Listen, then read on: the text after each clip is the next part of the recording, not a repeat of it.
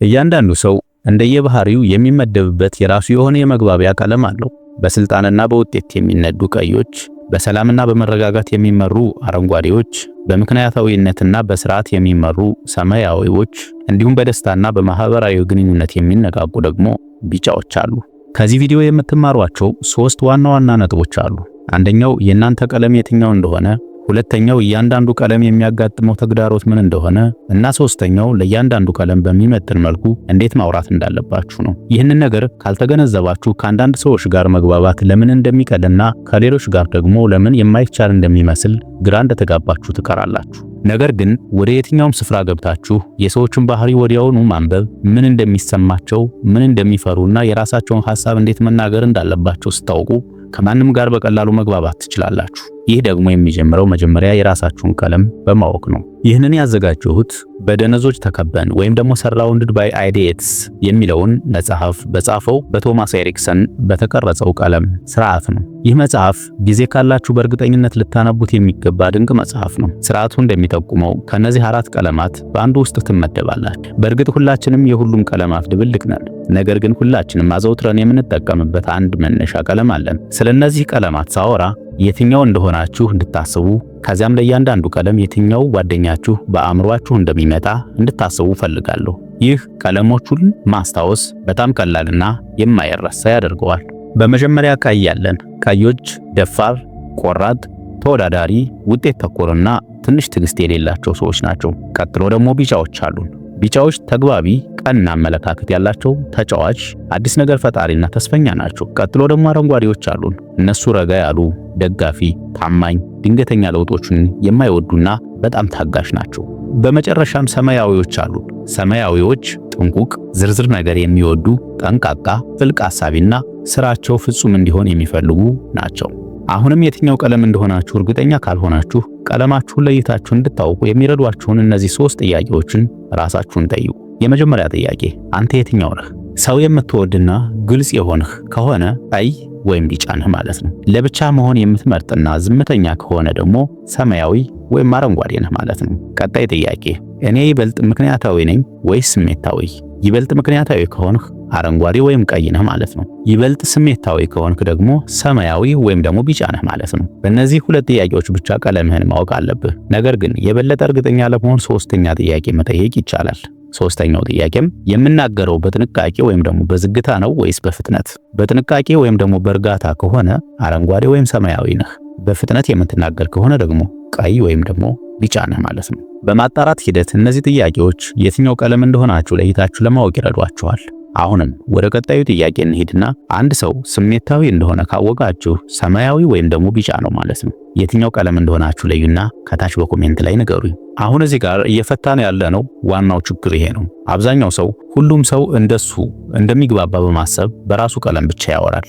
አንድ ቀይ ከሌላ ቀይ ጋር ሲገናኝና ሲያወራ በጣም ጥሩ ይግባባሉ። ነገር ግን ቀይ ከአረንጓዴ፣ ከሰማያዊ ወይም ከቢጫ ጋር ሲያወራ አበሳጭ ሆኖ ይቀርባል ወይም ደግሞ ያበሳጫል። ይጋጫሉ፣ ይራራቃሉ እና የተፈለገው መግባባት ላይም ሳይደርሱ ይቀራሉ። ይህንን ሁኔታ እስኪ እንመልከት። 2 ቀዮች ሲገናኙ ቀጥተኛ፣ ቆራጥና ለውጤት የሚሰሩ መሆናቸውን አስታውሱ። እነዚህ 2 ቀዮች ሲገናኙ ምን እንደሚፈጠር ተመልከቱት። When are you handing in the project and what issues are you facing? I'm going to hand it in today at 5 p.m.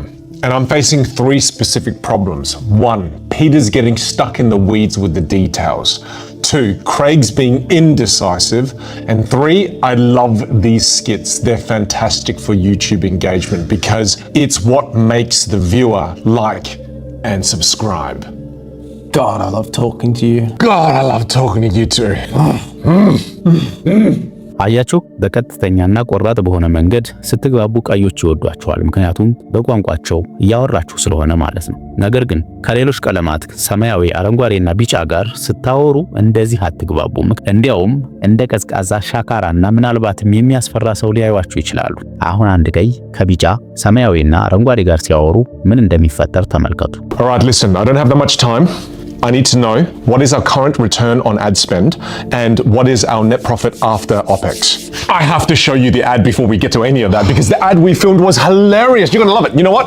I'm not just going to show you. Guys, come in. Come in, let's all watch the ad together. We're all going to watch the ad together. We'll laugh together, then we'll learn together, then we'll get to the data that you want. And that's the very important project. Vin, shouldn't we get everyone else's opinion first? No need. I already decided we're doing it. But what if people don't like it? What if people don't like it? Then they'll get over it. That doesn't sound very harmonious. Are you serious? Harmony is great, but results are better. Morning, Pete. Hey, Vin, I heard you went to the zoo on the weekend. Tell me everything. Productive. Oh, okay. Productive. How did the kids enjoy the zoo? Like I said, mission accomplished, animals were seen, snacks were consumed, tantrums neutralized. It was an efficient operation. Right, but did you enjoy it? Like, how did it feel? It felt done, just like this conversation. ችግሩን አያችሁ? ሁላችንም ወደ ራሳችን የተግባቦት ዘይቤ የማዘንበል ልማድ አለን። ይህ ደግሞ የሚሰራው ልክ እንደ እናንተ አይነት ከሆኑ ሰዎች ጋር ስታወሩ ብቻ ነው። ሌሎች ሰዎች ግን ንግግራችሁን ያቋርጣሉ ወይም ደግሞ የባሰ ደግሞ በስህተት ይፈርዱባችኋል። ሌሎች ቀለማት እናንተን እንዴት እንደሚያዩዋችሁ ላካፍላችሁ። ለምሳሌ ቀይ ከሆናችሁ በፍጥነት በቀጥተኛነትና ውጤት ተኮር በሆነው ዘይቤ ሌሎችን የማጨናነቅ ዝንባሌ ያላችሁ። አረንጓዴዎች እናንተን እንዳስገዳጅ ያዩዋችኋል። ቢጫዎች ደግሞ በጣም ቁም ነገረኛ እንደሆናችሁ ያዩዋችኋል። ሰማያዊዎች ደግሞ ለዝርዝር ነገሮች ግድ የሌላችሁ እንደሆናችሁ ያስባሉ። በስክሪኑ ላይ የምታዩት ቢጫ እንዴት እንደሚዝናና ተመልከቱት። እናንተም ቢጫ ከሆናችሁ በከፍተኛ ጉልበታችሁ ምክንያት ብዙ ጊዜ ታማኝነት ታጣላችሁ። በሐሳብ የተሞላው የተግባቦት ዘይቤያችሁ ለቀዮች ትኩረት የሌለው፣ ለአረንጓዴዎች ደግሞ ምስቅልቅል የበዛበትና ዝርዝር ለሚፈልጉት ሰማያዊዎች ደግሞ ላዩን የሆነ ይመስላችኋል። ስክሪኑን ተመልከቱት። አረንጓዴውን ግጭት የማይፈልግና ሰላምን የሚወድ ስለሆነ እያደረገው ያለው ነገር እንደዛ ነው። ተመልከቱት። ግራ የተጋባ ይመስላል። ተመልከቱት በደንብ እንዴት እንደሚጨነቅ ይዩት። እዚህ መሆን አይፈልግም ወይም ሰዎቹ ጋር መሆን አይፈልግም። ትንሽ ጠጋ ብለን እንየው ምን ያህል እንደተጨነቀ ይታያል።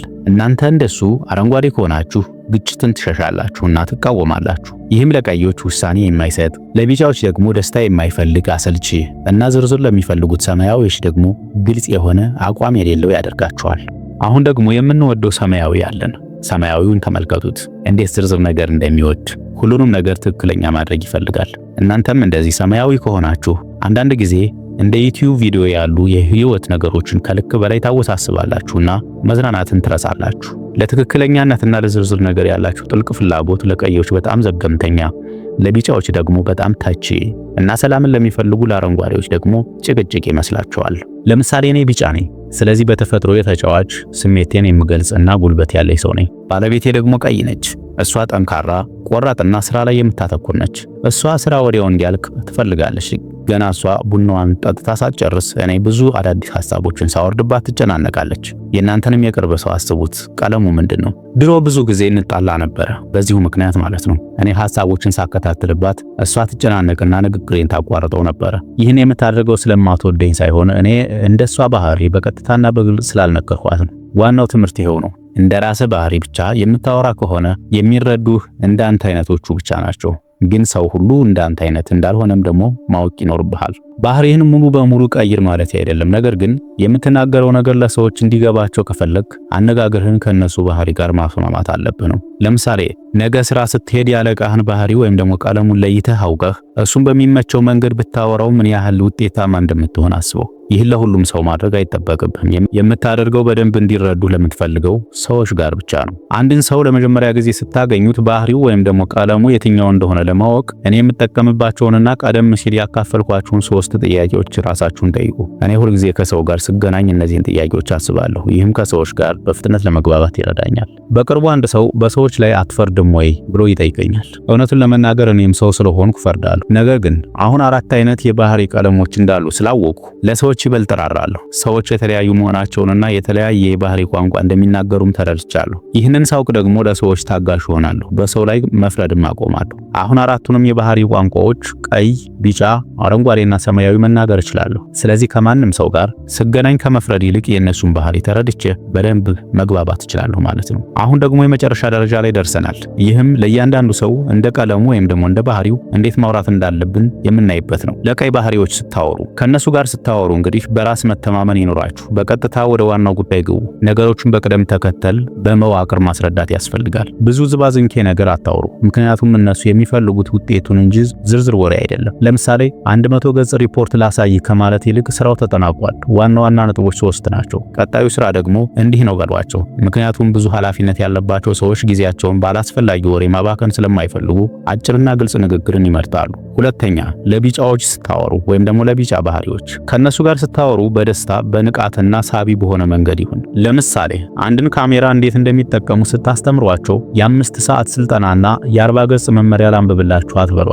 ይልቁንም ዝም ብለህ ይችን ቁልፍ ተጫንና ሞክረው፣ እየሰራህ ትለምደዋለህ፣ ደስ ይላል በሏቸው። ለምን ቢባል እነሱ የሚነቃቁት በአዳዲስ ሐሳቦች፣ በታሪኮችና በደስታ ነው። ነገሮችን አዝናኝና አጭር አድርጉላቸው። ዝርዝር መረጃዎችና ጥልቅ ምርምርን ግን ለሰማያዊ ባህሪዎች ተውላቸው።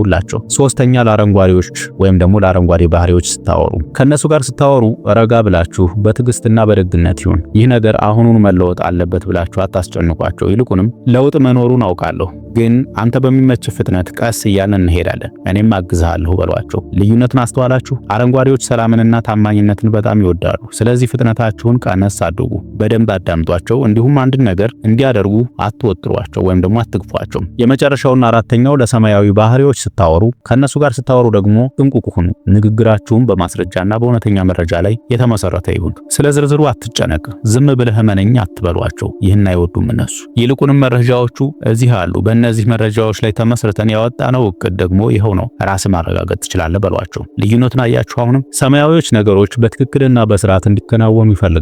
ስለዚህ ስታወሯቸው ተዘጋጅታችሁ ነው። ለዝርዝር መረጃዎች ትኩረት ስጡ እና ወሬ አታጋኑ። ማጋነን በጣም ይጠላሉ እነሱ። ይህንን ዘዴ መልመድ ከቻላችሁ ከምታገኟቸው ሰዎች መካከል ከሞላ ጎደል ሁሉንም 95 በመቶውን በደንብ መረዳት ትችላላችሁ። ያስታውሱ፣ ይህ ማለት እንግዲህ ማንነታችሁን እየቀየራችሁ ነው ማለት አይደለም። አነጋገራችሁን ከሰውየው ባህሪ ጋር እያስማማችሁ ነው እንጂ። ጎበዝ ተግባቢዎች ሰዎችን እንደ ባህሪያቸው ቀርበው ግንኙነቱን ቀላል ያደርጉታል። ሁልጊዜ ራስህን ሁን የሚለውን አባባል እንሰማለን። እሱ በነገሩ እውነት ቢሆንም ከሰዎች ጋር በደንብ ለመግባባት ግን እንደ ውሃ መሆን ያስፈልጋል። ውሃ ወደ ተቀዳበት ዕቃ ቅርጽ ራሱን እንደሚቀይረው ሁሉ እናንተም እንደ ሁኔታው ተለዋዋጭ ሁኑ። ታዋቂው ብሩስ ሊ እንኳን እንደ ውሃ ሁኑ ብሎናል። በመጨረሻ ማወቅ ያለባችሁ ነገር ሁላችንም ውስጥ አራቱም ቀለማት አሉን። ደስተኛና ተጫዋች የሆነው ቢጫ ጎናችን፣ ነገሮችን በጥልቀትና በጥንቃቄ ማየት የሚፈልገው ሰማያዊ ጎናችን፣ ሰላምን የሚወደው አረንጓዴ ጎናችን፣ እንዲሁም ስራን ዳር የሚያደርሰው ቀይ ጎናችን ሁሌም አብረውን አሉ። ሁላችንም ውስጥ አራቱም ቀለማት ቢኖሩም ወደ አንዱ ባህሪ ግን ይበልጥ እናዘነብላለን።